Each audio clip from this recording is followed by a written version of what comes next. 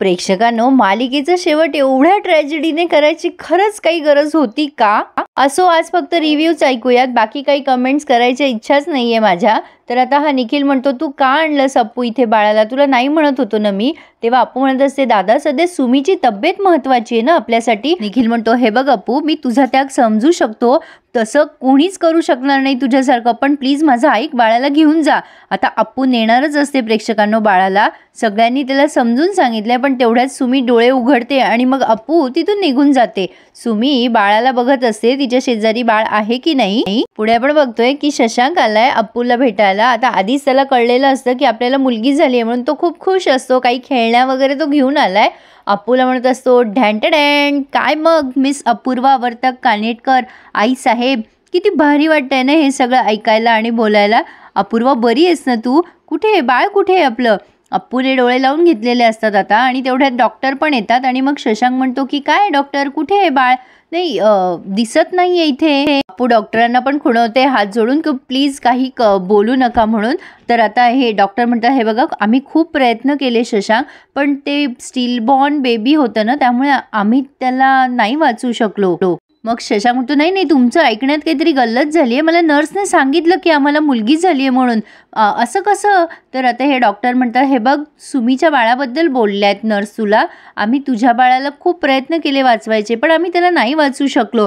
हे ऐकल्यानंतर शशांकला एकदम धक्का बसलाय आणि त्याच्या हातातनं ती बॅग खाली पडली आहे.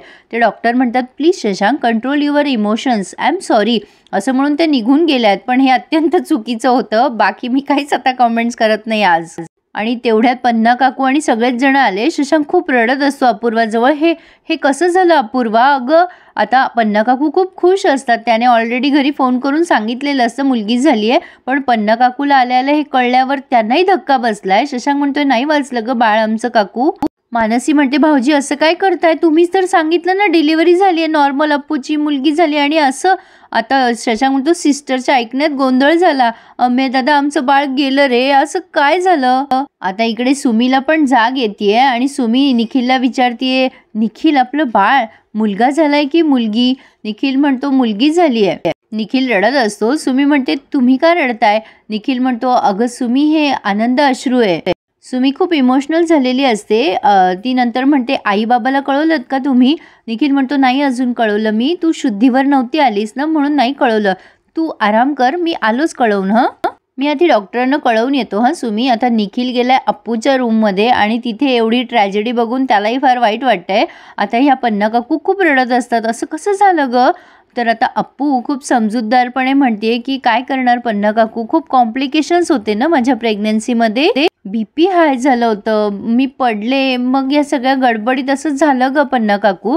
शशांक खूप रडत असतो आणि म्हणतो, आम्ही कोणाचं काय बिघडवलंय? पन्ना काकूला म्हणते, अप्पू सगळं आपल्या हातात नसतं ना ग पन्ना काकू. पन्ना काकू म्हणत असते, हो ग बाळा हो. प्रेक्षकांनो, जगात एवढं चांगलं असून चालत नाही. असो, पण आता निखिल हे सगळं उघड्या डोळ्याने बघतोय, पण त्याला काही बोलता येत नाहीये. मग काही दिवसांचा लिप घेण्यात आलाय आणि मग अप्पू आणि सुमी घरात आल्या आहेत आणि त्यांचं ऑप्शन केलंय प्रॉपर. अप्पू म्हणजे नॉर्मल दाखवली आहे, पण आता पुढे बघा प्रेक्षकांनो काय काय झालंय. अप्पू आणि सुमी घरात आल्यात. आता मानसी विचारते, पाणी देऊस का अप्पू तुला? अप्पू म्हणते, नाही मी ठीक आहे. पण आता घरी आल्यानंतर सगळ्या आठवणी जाग्या झाल्यात शशांक आणि अप्पूच्या, आणि अप्पू आता त्या बाळाबद्दल एवढी इमोशनल झाली आहे प्रेक्षकांनो. मुळात तिला कोणी सांगितलं नव्हतं की तुझं बाळ देऊन टाक, डॉक्टर निखिल सगळेच नाही म्हणत होते, पण आता तिचं मातृत्व जागं होतंय. इकडे हा अमेय शशांकला समजवतोय, तू सांभाळ स्वतःला, अप्पूलाही सांभाळणं गरजेचं आहे सध्या शशांक, कारण अप्पूला जास्ती त्रास झालाय या सगळ्यामध्ये, तू सावर स्वतःला. आता सुमी अप्पूला म्हणते, सुमी म्हणते, अप्पू तुझं गेलेलं मूल आम्ही तुला परत देऊ शकणार नाही, पण हे बाळ जसं माझं आहे ना तेवढंच तुझं पण आहे. तू याची छोटी आई आहेस, मी याची आई आहे, पण तू छोटी आई आहेस. आता पन्ना काकू म्हणतात, अप्पू तू आराम कर आता. अमेय पण म्हणतो, तुझ्या कमरेला मार लागलाय अप्पू, तू आराम कर. पण अप्पू काही ऐकायला तयार नसते. अरे आता बरी आहे मी, काही आराम वगैरे करायची काही गरजच नाहीये मला. मानसी म्हणते, हे बघ अप्पू तुझं दुःख कळतंय, पण तुला सावरायला हवं बाळा, आराम कर बरं. अप्पू म्हणते, तुम्ही असं का बोलताय सगळेजण, सॅड सॅड का आहात? कसलं दुःख, काय दुःख? आपल्याकडे इतकं छान बाळ आलंय आणि तुम्ही सगळे सॅड चेहरा करून बसणार आहात का त्यांच्यासमोर? अप्पू असं प्रिटेंड करते की जणू काही तिचंच बाळ आहे. मग सुमीला म्हणते, मी घेऊ का ग बाळाला? आणि मग सुमीने बाळ दिले तिच्याजवळ. मग बाळाशी ती छान गप्पा मारतीये. माझी प्रिन्सेस आहे एकदम ही. पन्ना काकू म्हणत असे, अप्पू तू आराम कर, तू दे तिला सुमीकडे आणि तू आराम कर. पण अप्पू काही ऐकायला तयार नसते. नाही ग पन्ना काकू, आता कसला आराम आलाय, आता मला हिच्या बरोबर खेळायचंय. माई आलाय तेवढ्यात. आता पन्ना काकू त्यांच्या गळ्यात पडून रडतायत. माई म्हणतात, बरं झालं ग पन्ना तू घरी होतीस, सगळं सांभाळलंस ग धीराने. अप्पूची अवस्था बघून माईंना खूप वाईट वाटतंय. अप्पू जवळ जातात त्या. अप्पू विचारते, अगं माई तू आलीस, पण दादा काका विठू बाबा सुआई सगळे कुठे आहेत? माई म्हणतात, दुर्गा त्याची तब्येत जरा नाजूक आहे ना, येतील बाळा ते मागाहून. मग अप्पू म्हणते, बघ माई, अगं माई बघ आपलं पिल्लू आलंय, गोड आहे की नाही. आता माई त्याला घ्यायला लागते बाळाला. तेव्हा अप्पू म्हणते, नाही नाही माई तुला मी सध्या हात नाही लावू देणार.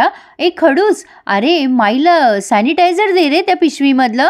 पण शशांकला जरा जास्तीच दुःख वाटतंय, त्यामुळे तो तंद्रीत असतो त्याच्या म्हणजे दुःखात येतो. पण आता तो ती पिशवी घेतो तर त्यातनं ते खेळण्याबाहेर निघतात. आता अप्पू म्हणत असते, सॅनिटायझर दे खडूस. शेवटी अमेय ती पिशवी घेतो आणि त्यात सॅनिटायझर बघायला लागतो. शशांकला काही सुधरतच नसतं प्रेक्षकांनो. निखिल हे सगळं बघतोय पण तो बिचारा काहीच करू शकत नाही, कारण अप्पूच्या वचनात बांधला गेलाय तो. अप्पू म्हणते, अगं माई तू बाहेर गावाहून आली आहेस ना, बाळाला नको ग काही व्हायला. माई म्हणतात, अप्पू रागवलीस ना आमच्यावर. अगं तुझ्या या परिस्थितीत आम्ही कोणीच सोबत नव्हतो ना ग तुझ्या. अप्पू म्हणते, नाही ग माई मी कशाला रागवू, मी ठीक आहे, पण आमच्या बाळाला आम्ही असं काही तुमच्याजवळ देणार नाहीये. ए माई, अगं आपल्या घरी लक्ष्मी आली आहे आणि तिला असं सूट होईल असं छान छान गिफ्ट नको का द्यायला. चला चला सगळ्यांनी गिफ्ट द्या आणि मग लक्ष्मीला घ्या.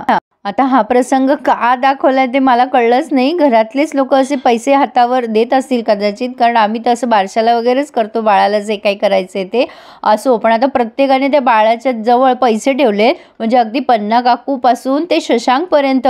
अप्पू म्हणत असते, चल खडूस दे बाळाला काहीतरी, लवकर ये इकडे, तू गिफ्ट नाही का देणार बाळाला. ती सगळ्यांनाच म्हणत असते, पन्ना काकू तू पण गिफ्ट दे, ए सुमी माई सगळेजण द्या गिफ्ट बाळाला. आता खडूस म्हणजे शशांक काही उठत नसतो. अप्पू त्याला म्हणते, काय रे तुझ्याकडनं स्पेशल गिफ्ट हवंय तिला, तू तर खडूस बाबा आहे ना. तर आता सगळेजण अप्पूकडे बघायला लागतात. मग ती स्वतःला सावरत म्हणते, मामा, अरे तू मामा आहेस ना तिचा, दे तिला मोठं गिफ्ट. आता सुमी म्हणते, अगं ठीक आहे अप्पू कशाला उगाच. पण अप्पू म्हणते, असं कसं असू दे, अगं तो मामा आहे की नाही तिचा लाडका, देऊ दे ग त्याला गिफ्ट. आणि आता शशांक एक छोटीशी नोट म्हणजे कुठली तरी नोट ठेवतोय बाळाच्या जवळ. तर अप्पू त्याला म्हणते, असं कसं, आणखीन गिफ्ट हवंय बाळाला.